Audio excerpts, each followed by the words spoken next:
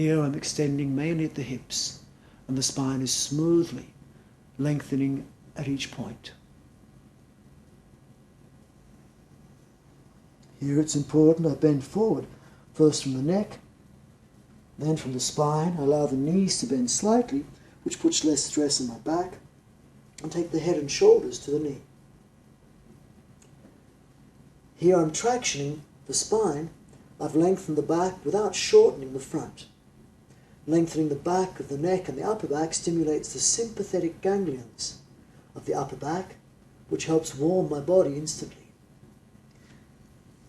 I'm taking my left leg into the air and allowing the left buttocks to be firm. That releases and relaxes the front of the left hip. So left hip flexor activity relaxes, the left hip extensor activity, the buttocks muscle, relaxes the front of the hip. And then I can sink down. It feels less like a stretch and more like a movement. Lifting the ribs and the upper back helps traction and lengthen the psoas muscle, which so often is very stiff and causes lower back pain.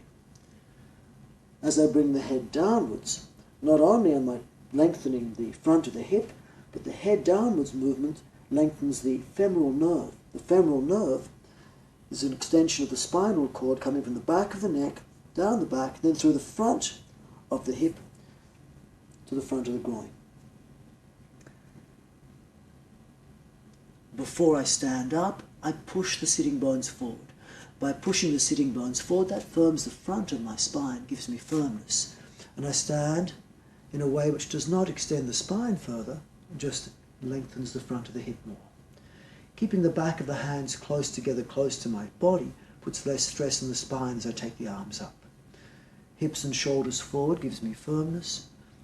Breathing into the abdomen keeps me calm. Then I bring the fingers next to the heels and I make a deep lunge, protecting my knees by turning the foot out and the knee out, pointing the same direction with foot and knee, and then I strongly tighten my knees and my buttocks. Breathing into the abdomen first, and then taking the head down, allowing the breath to come out through the pressure of the hips and the armpits. When I lift back up, I get a pulling-like action from my fingers and armpits which tractions my spine. But I keep the knee and the buttocks firm to protect hip and knee. This firmness around my knee and buttocks also helps give the reflex activation of the abdominal muscles, the trunk muscles, the core muscles. I come back to what's sometimes referred to as the kneeling plank position.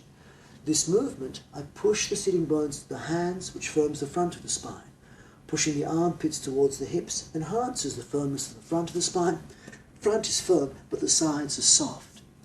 And that front firm, side soft effect causes reciprocal release and lengthening of the back of the spine.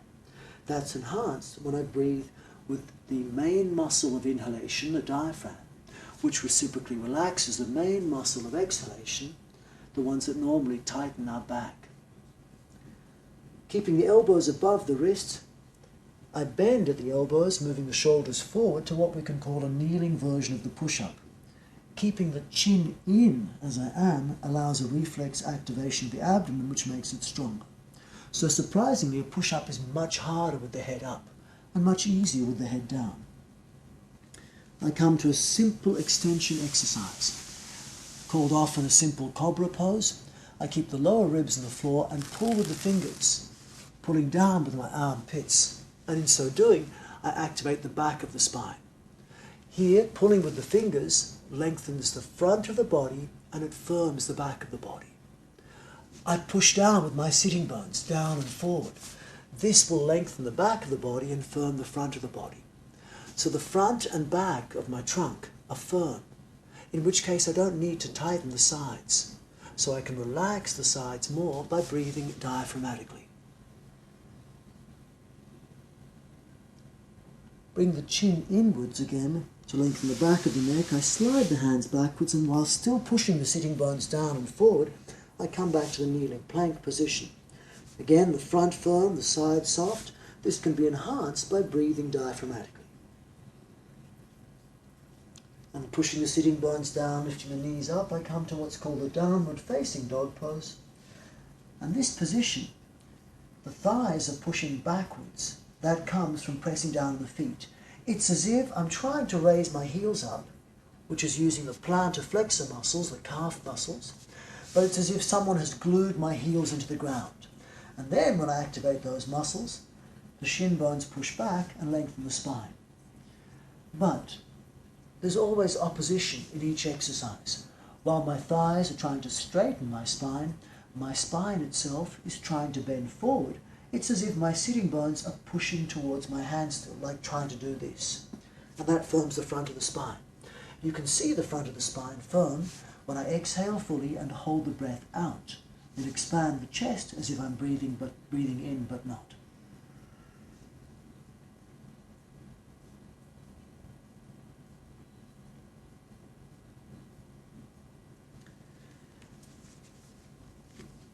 Having stepped forward, I extend the spine.